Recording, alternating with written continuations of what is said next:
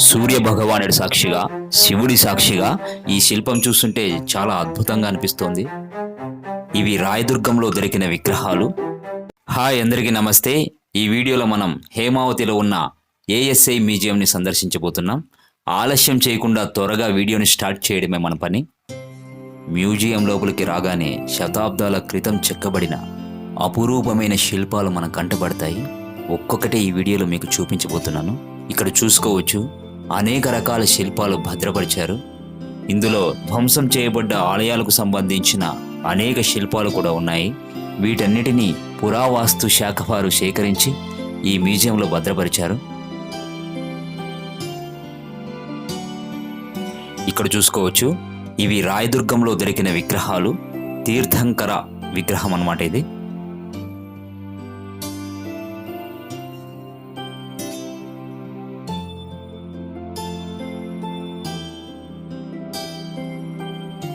రాయదుర్గంలో సేకరించిన ఈ శిల్పం మీద శాసనాలు కూడా ఉన్నాయి, చూసుకోవచ్చు.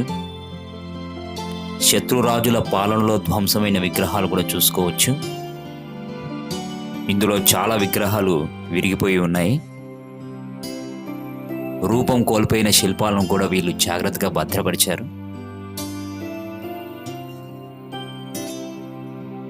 ఈ శిల్పం చూస్తుంటే చాలా అద్భుతంగా అనిపిస్తోంది. గుర్రం మీద వెళ్తున్నట్టు చాలా బాగుంది. ఈ శిల్పాన్ని హీరో స్టోన్ అంటారు. ఈ శిల్పంలో ఉన్నది వీరగల్లు అన్నమాట. పక్కనే చాలా అందమైన శిల్పాలు ఉన్నాయి. వీటిని చెక్కినది ఇలాంటి శిల్ప కళాకారులు అయితే కాదు. ఇంకా అత్యద్భుతమైన శిల్పాలు కూడా ఉన్నాయి, అవి కూడా చూసేద్దాం. నటరాజ శిల్పం చెక్కబడిన ఈ స్తంభాన్ని ఎక్కడి నుంచి సేకరించారో మనకైతే తెలీదు. చూసుకోవచ్చు, నటరాజు రూపం ఎంత అందంగా ఆకర్షణీయంగా ఉందో. నటరాజు నాట్యం చేస్తుంటే సంగీత కళాకారులు మృదంగం, వీణ, తబలాలు వాయిస్తున్నట్టు చాలా చక్కగా చెక్కారు. ఈ శిల మీదే పైన తలకిందులుగా ఏవో శిల్పాలు చెక్కారు. ఆ రూపాలు ఎవరో మీకు తెలిస్తే కామెంట్ చేయండి. ఈ గదిలో ఇంకా అపురూపమైన శిల్పాలు చాలానే ఉన్నాయి.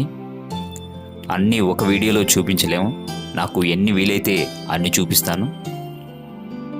హేమావతిలో ఉన్న ఇలాంటి మ్యూజియం ఈ చుట్టుపక్కల ప్రాంతాల్లో ఎక్కడా లేదనమాట. ఎక్కడ ఏ విగ్రహం దొరికినా ఈ మ్యూజియంలో భద్రపరుస్తారు. ఇక్కడ కూడా చూసుకోవచ్చు, చాలా విగ్రహాలు ఉన్నాయి. ఇది పెద్ద మ్యూజియం అని చెప్పుకోవచ్చు. ఈ మ్యూజియం వచ్చేసి హేమావతిలో ఉన్న సిద్ధేశ్వర స్వామి ఆలయంకు ముందు వైపు ఉంటుంది. మీరు కూడా ఒకసారి వీలైతే సందర్శించండి, మంచి అనుభూతి కలుగుతుంది. ఇక్కడ చూసుకోవచ్చు, వామన విగ్రహం ఉంది, విష్ణువు, పరశురామ విగ్రహం, ఇంకా చాలా విగ్రహాలు ఉన్నాయి. రకరకాల దేవతల విగ్రహాలు ఈ మ్యూజియంలో మనం చూసుకోవచ్చు. సూర్య భగవానుడి విగ్రహం కూడా ఉంది. ఈ విగ్రహాలన్నీ ఎక్కడెక్కడి నుంచి సేకరించారో తెలీదు. ఇక్కడ కూడా చూసుకోవచ్చు, సూర్య భగవానుడి విగ్రహం. మరో రూమ్కి వెళ్తే ఇక్కడ కూడా చూసుకోవచ్చు, విగ్రహాలు ఉన్నాయి, ఇంకా స్తంభాలు కూడా ఉన్నాయి. శిథిలమై ఎక్కడైనా కూలిపోయిన టెంపుల్స్ నుంచి సేకరించిన స్తంభాలు అనుకుంటా.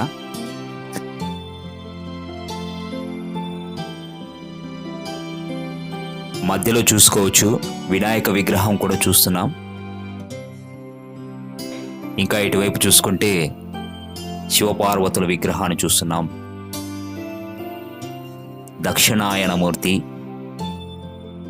ఉమామహేశ్వరులు, గజ సంహారమూర్తి విగ్రహాన్ని కూడా చూస్తున్నాం. ఇంకా కొన్ని దేవతల విగ్రహాలు కూడా ఈ రూమ్లో ఉన్నాయి. భైరవ విగ్రహాన్ని కూడా చూస్తున్నాం. ఈ శిల మీద చూసుకోవచ్చు, శాసనం రాశారు. ఇది ఓల్డ్ కన్నడ అంటారనమాట. ఇది 8వ శతాబ్దంలో వాడుకలో ఉన్న భాష. ఈ అక్షరాలు సగం తెలుగు సగం కన్నడ అక్షరాల్లాగా అనిపిస్తున్నాయి. వీటిని మనమైతే చదవలేము. పురావస్తు శాఖలోనే కొందరు స్పెషలిస్టులు ఉంటారు, వాళ్ళు మాత్రమే ఈ శాసనాలను చదవగలరు. ఈ శిల మీద కూడా చూసుకోవచ్చు, ఉలితో శాసనం లిఖించారు. మనం ఏదైనా శాసనాన్ని చూసినప్పుడు ఆ శాసనానికి పైన ఏదైనా దేవుని రూపం ఉంటుంది. దానికి అర్థం ఏంటంటే, సూర్య భగవానుడి సాక్షిగా, శివుడి సాక్షిగా ఈ శాసనాన్ని నేను లిఖిస్తున్నాననేసి అర్థం అన్నమాట. శాసనాలైతే అంత ఈజీ కాదు, ఆ కాలంలో చాలా కట్టుబడి ఉండేవారన్నమాట.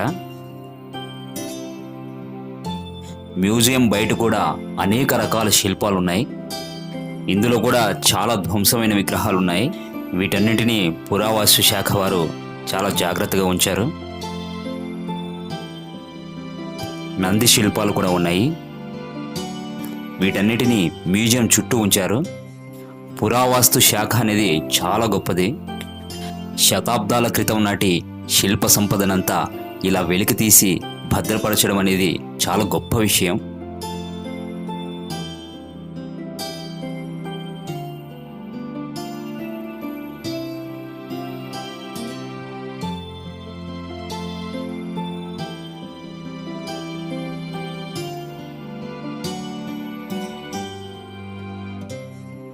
ఈ మ్యూజియం వచ్చేసి సత్యసాయి జిల్లా అమరాపురం మండలం హేమావతి అనే గ్రామంలో ఉంటుంది. ఈ మ్యూజియం నొలంబు రాజులు నిర్మించిన సిద్ధేశ్వర స్వామి ఆలయానికి సమీపంలోనే ఉంటుంది. ఈ వీడియో నచ్చితే ఖచ్చితంగా లైక్ చేయండి. మరొక మంచి వీడియోతో మళ్ళీ కలుసుకుందాం. నేను మీ శ్రీను భూమా. Bye by.